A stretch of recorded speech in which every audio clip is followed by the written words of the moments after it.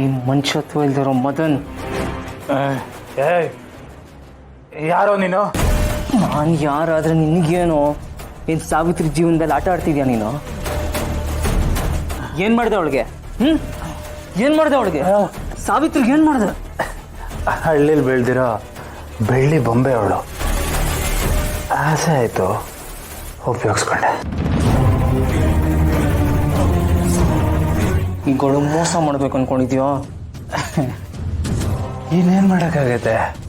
MP ಮಗಳು ಸಂಬಂಧ, ಇವಳಿಗೋಸ್ಕರ ಅದನ್ನ ಕಳ್ಕೊಳಕ್ಕಾಗತ್ತ? ಬೇರೆ ಹುಡುಗಿನ ಮದುವೆ ಆಗಬೇಕು ಅಂತ ಪಾಪ ಸಾವಿತ್ರಿಗೆ ಅನ್ಯಾಯ ಮಾಡ್ತಿದ್ಯಾ? ಹೌದು, ಮತ್ತೆ ನನ್ನ ಜೀವನ ಚೆನ್ನಾಗಿರ್ಬೇಕು ಅಂದರೆ ಅವಳ ಜೀವ ಹೋಗ್ಬೇಕು. ಅವಳೀಗ ಬಸ್ರಿ. ಅವಳೇನಾದ್ರೂ ನನ್ನ ವಿಚಾರ ಬಾಯ್ಬಿಟ್ಬಿಟ್ರೆ MP ಮಗಳ ಜೊತೆ ನನ್ನ ಮದುವೆ ಆಗಲ್ಲ. ಅದಕ್ಕೆ ಅವಳನ್ನು ಸಾಯಿಸ್ತೀನಿ ಅಂತ. ಹಳ್ಳಿಲಿ ಇದ್ದಾನಲ್ಲ ಅವಳ ಅಜ್ಜಯ್ಯ, ಅವನ ಕಥೆನ ಮುಗಿಸ್ತೀನಿ. ಸಾವಿತ್ರಿ ಬಾಯಿ ಮುಚ್ಕೊಂಡು ಊರಿಗೆ ಹೋದ್ರೆ ಸರಿ, ಇಲ್ಲಾಂದ್ರೆ ಅವಳ ಕತೆ ಫಿನಿಶ್. ಕೇಳು ಕೇಳು ವಿಜಯಾಂಬಿಕಾ. ಓಹೋ, ನಿಮ್ಮಮ್ಮಂಗೆ ಇದ್ರ ಬಗ್ಗೆ ಎಲ್ಲ ಗೊತ್ತಾ? ಆಯ್ಬಿಡು, ಸಾವಿತ್ರಿಗೆ ಮೋಸ ಮಾಡ್ತಿರೋ ವಿಷಯ ನಿಮ್ಮಮ್ಮಂಗೆ ಗೊತ್ತಾ? ಮಾಮ್ಗೆ ಎಲ್ಲ ವಿಚಾರ ಗೊತ್ತು. ಅವಳನ್ನು ಮುಗಿಸು ಅಂತ ಹೇಳಿದ್ದೆ ಮಾಮ್.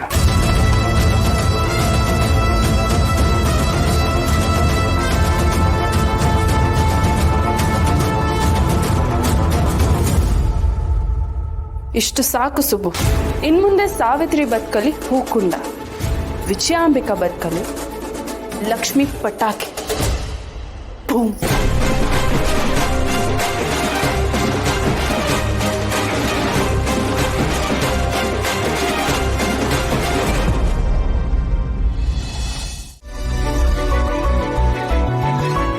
ಪದ್ಮನಾಭ, ಸೇರ್ಕೊಳ್ಳಿ.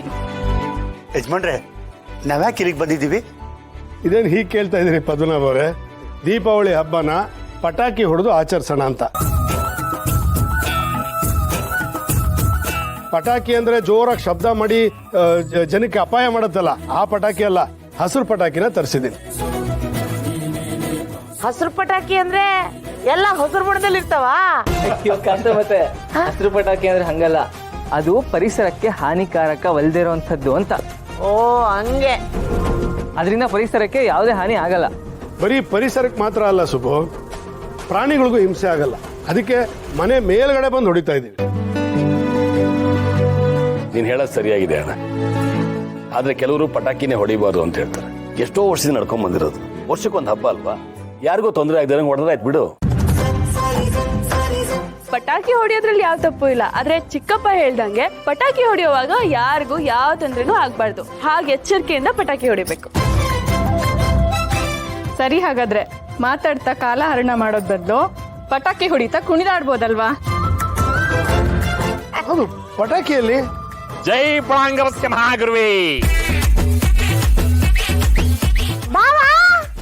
ನಿಮ್ಗೆ ಬೇಕಾದ ಪಟಾಕಿ ಇಲ್ಲಿದೆ, ಯಾರು ಏನೇನ್ ಬೇಕೋ ತೋಳೆ.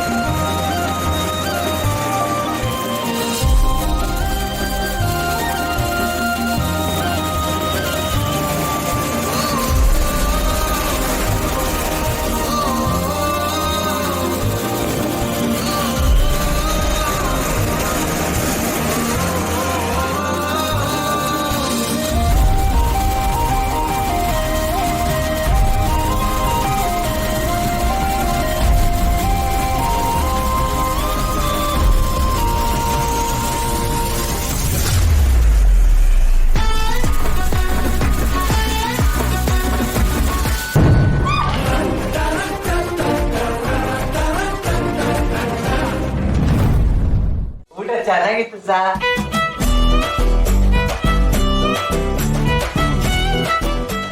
ಸುರೇಂದ್ರ, ತವ್ರ ಮನೆಯಿಂದ ನನ್ಗೇನು ಕೊಡಕ್ಕಾಗಿರ್ಲಿಲ್ಲ. ಮೊದಲನೇ ದೀಪಾವಳಿ ತಗೊಳ್ಳಿ.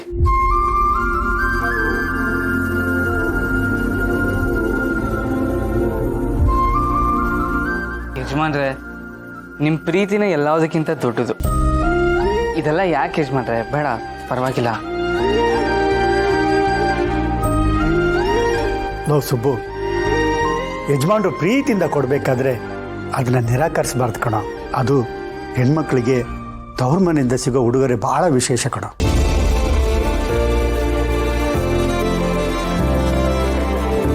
ಹೌದು ಕಣ ಸುಬ್ರಹ್ಮಣ್ಯ, ಯಜಮಾನ್ರು ಕೊಡ್ತಾರ ಉಡುಗೊರೆನ ನೀನು ಬೇಡ ಅಂತ ಹೇಳೋದಕ್ಕೆ ಅಧಿಕಾರನೇ ಇಲ್ಲ. ಯಾಕೆಂದ್ರೆ ಅದು ಸೇರ್ಬೇಕಾಗಿರೋದು ಶ್ರಾವಣಿ ಅಮ್ಮನ್ಗೆ.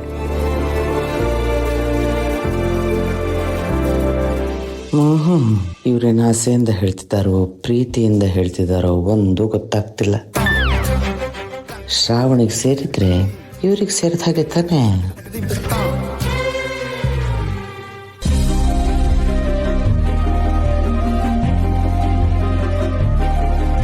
ಕಾಂತಮ್ಮವ್ರೆ, ನೀವು ಏನು ಯೋಚನೆ ಮಾಡ್ತಿದ್ದೀರಾ ಅಂತ ನನಗೆ ಗೊತ್ತು.